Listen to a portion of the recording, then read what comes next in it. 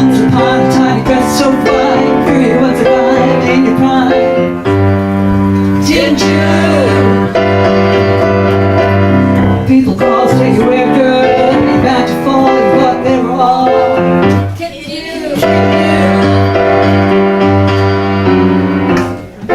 You used to laugh about everybody that was hanging out. Now you don't talk so loud. And now you don't seem so proud about having to scrounging your next meal. How does it feel? How does it feel? You've been to the fine school, alright, but it's lonely, but you know we used to get juiced in it. And nobody ever taught you how to live on the street, and now you're gonna have to get used to it. You said you'd never compromise with the mystery tramp, but now you realize he's not telling any alibis. As you stare into the vacuum of his eyes and ask him, do you want to make a deal? How does it feel? Come on, you guys, you 60s fanatics. How does Go. it feel to be without a home? Like a complete unknown, that's awful. Like a what? Rolling stone.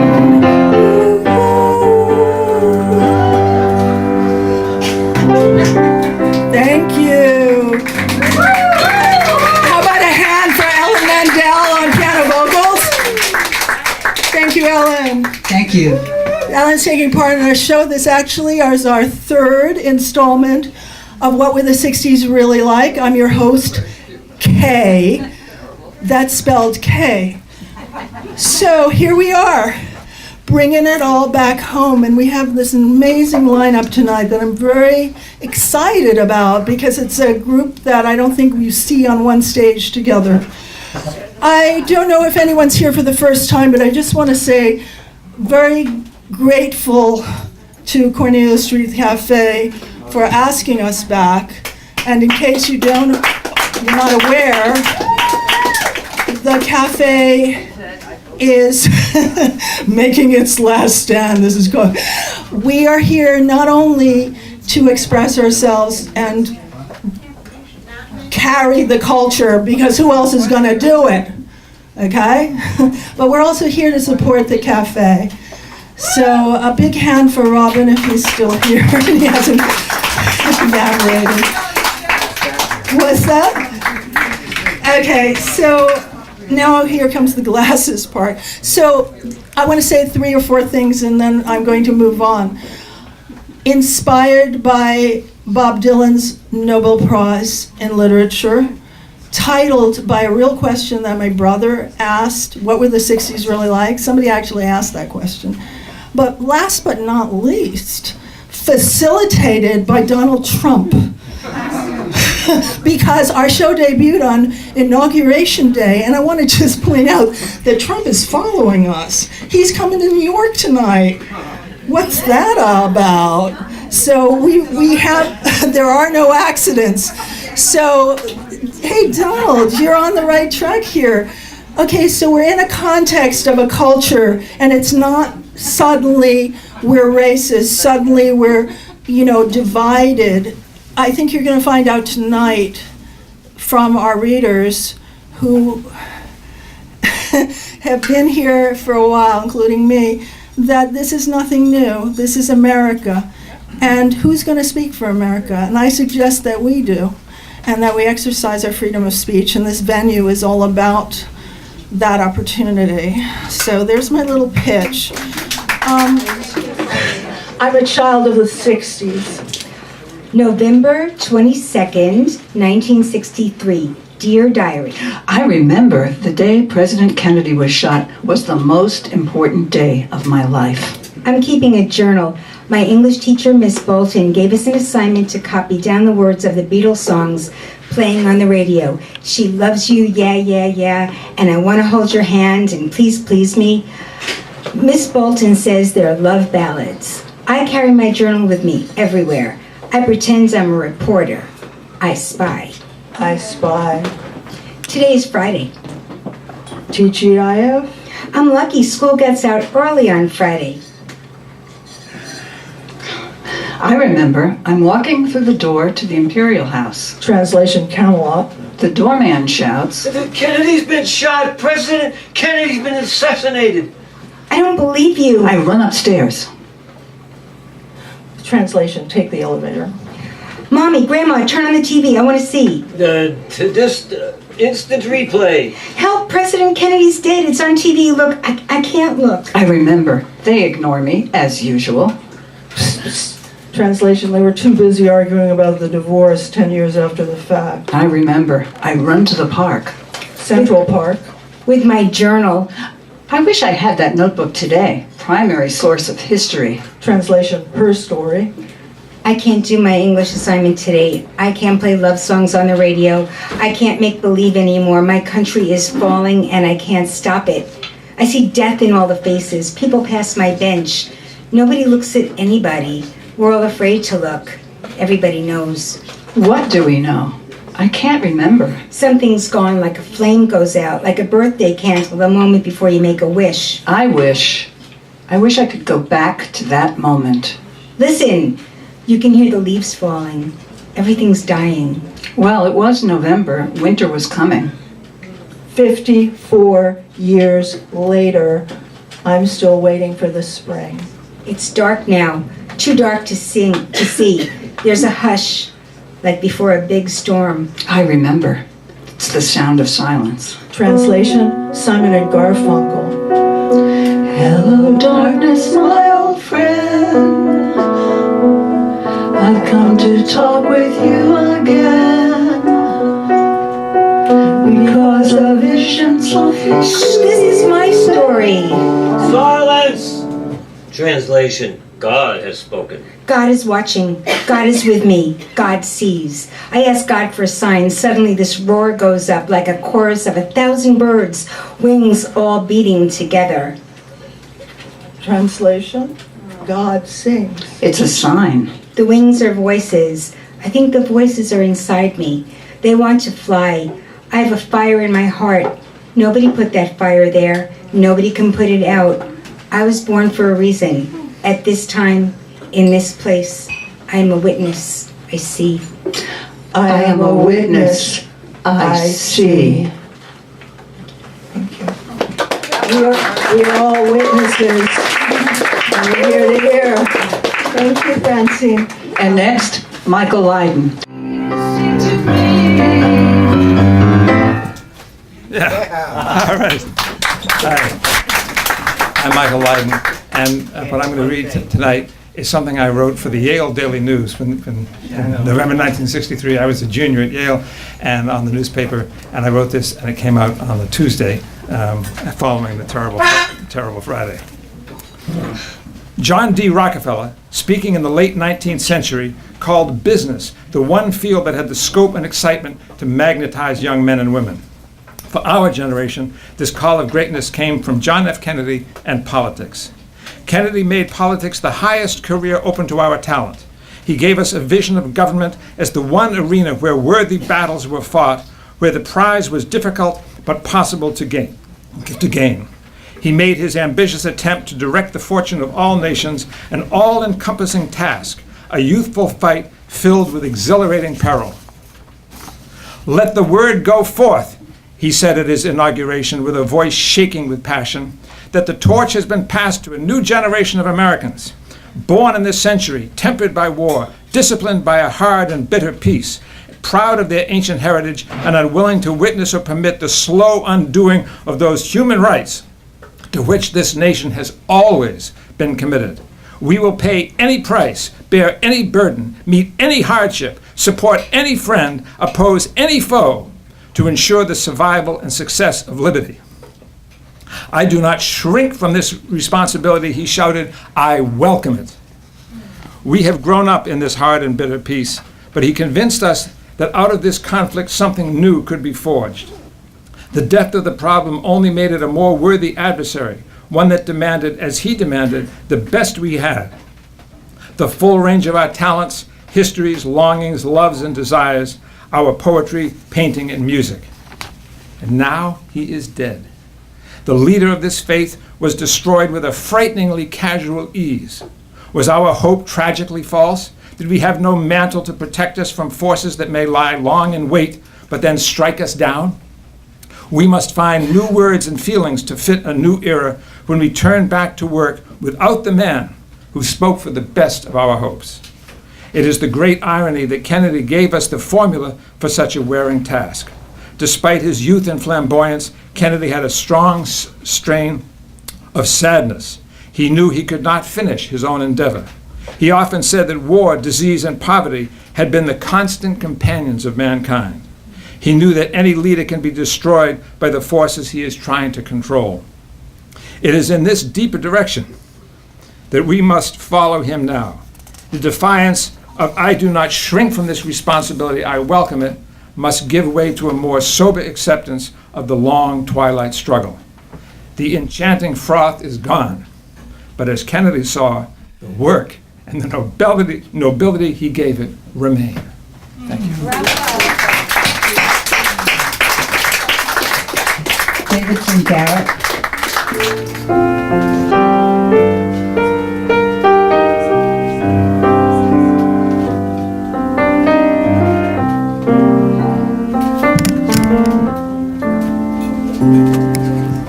There you go.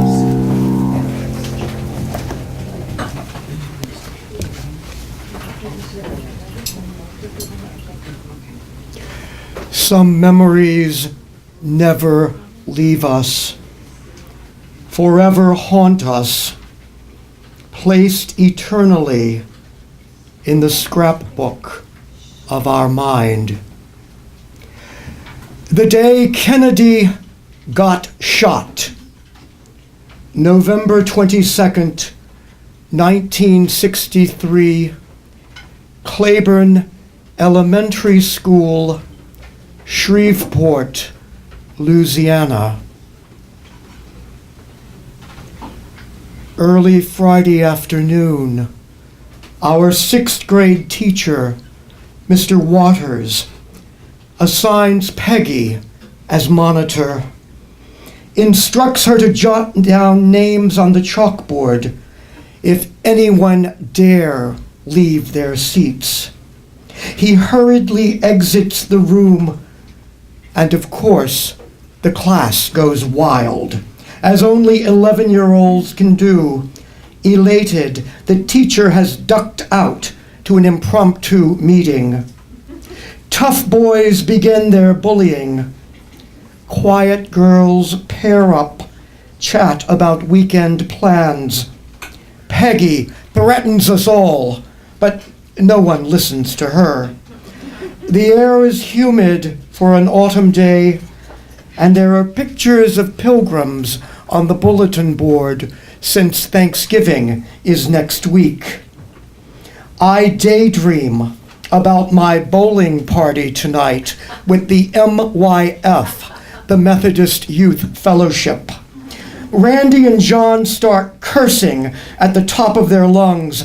Madeline steals a pencil from Anne, ensuing a verbal fight. Everyone takes sides. I feel bloated from a fish sticks lunch, and I lay my head down on my desk, smelling newly mown grass from an open window. The noise gets louder and louder, the children completely out of control, boys drumming on desk, throwing spitballs and paper airplanes, total chaos. Suddenly, Mr. Waters opens the door, surprising us all. We freeze, glaring at us He walks solemnly and stands beneath the American flag hanging above the name-filled chalkboard. We know he's going to give us extra homework for our bad behavior. But instead, in a quavering voice, with watery eyes, he speaks in a slow, southern cadence. The President of the United States is dead. Eerie silence. Some trashy boys begin to giggle, and Diane claps loudly. Their parents despised John Kennedy because he believed blacks should have the same equal rights as whites. Numb and dumbfounded, I wonder if I'm still going to my bowling party tonight. The day Kennedy got shot. Thank you.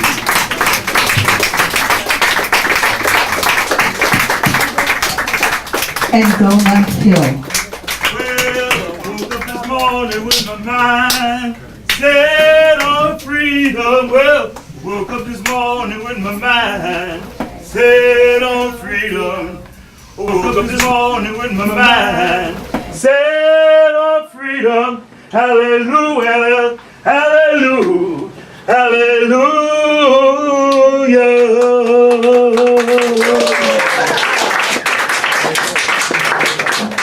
My glasses just broke, sorry. Real war stories.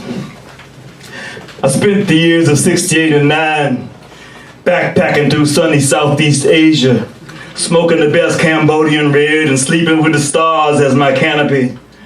Loaded for bear, I could kill anything walking. I sipped strawberry wine from Doc Toe, packed in red mail bags from Pleiku, humped from chopper pads, where helicopter blades fanned the stench of burning shit and diesel oil in the air. I slept on mountainsides so steep you had to dig a shelf in Mother Earth to keep from rolling down the hillside. Drank crystal meth and listened to the stars all night.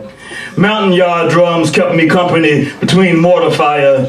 Mother Earth became my lover as we hugged her for safety, submitting to her rhythms as tracer rounds fill up the darkness. It's strange the power that you feel when everyone is armed. Sad to think it's necessary. Take a ride with me on a chopper, feet dangling out the doors. Makes you think you're God till the VC shoots you down with an AK-47. Fill your pipe with morning dew with a pinch of opium. Makes breakfast taste better. Meatballs and beans cooked over C4 stolen from a Claymore mine. Crackers, peanut butter, and canned peaches to start the day. A cold beer buried in the ground overnight. A cool cigarette sent from home. Breakfast of champions. It's 100 degrees in the shade of banana trees. The grass in Ankei is manicured by water buffalo, leaving clops of shit to maneuver around. The pimps bring women, weed, whiskey, bangles, and anything you can imagine on the backs of their mopeds. Ancient versus future, ice cold Coca-Cola, $1. Funny thing is, I never thought much about growing old. Didn't realize that I was until in a group discussion with the young poets I mentioned that I went to high school and college in the Jim Crow South before integration. We actually had teachers that cared. We didn't wear jeans to school, it just wasn't allowed. We never thought it was uncool, in fact we birthed the cool. Male teachers wore suits and ties, women teachers wore skirts and dresses. You could tell the teachers from the students. And people dressed up when they went to church. In fact, church was like a fashion show. Everyone wore their best. I never argued with Dad about whether or not I could use the car. We didn't have a car. In fact, I remember before Rosa Parks, we rode in the back of the bus. We debated much more serious issues like integrating schools and the fact that I never really wanted to go to school with white people anyway. It wasn't that I disliked them. It's just that all of my friends were black and they were foreign to me. None lived in my neighborhood. Going to that neighborhood could get your ass kicked and vice versa. Besides, my high school marching band was the best in the state. We didn't play Sousa, we rocked the hits like Hit the Road, Jack, and danced the wobble and the jerk. I grew up on Saturday night doo-wop and Sunday morning gospel. I learned harmony underneath the streets. We sang lyrics like In the Still of the Night. After graduation, we didn't try to dodge the draft. It would have been an embarrassment to the family.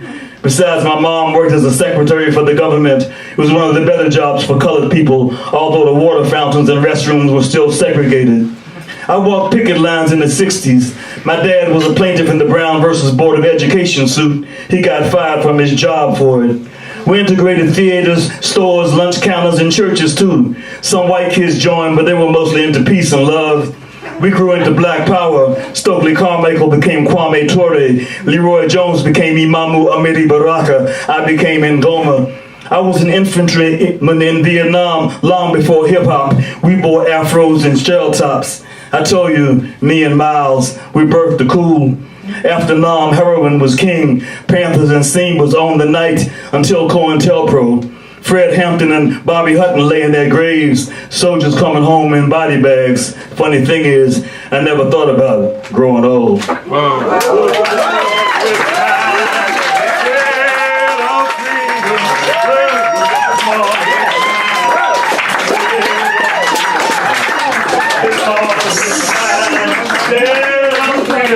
Hallelujah, hallelujah, hallelujah.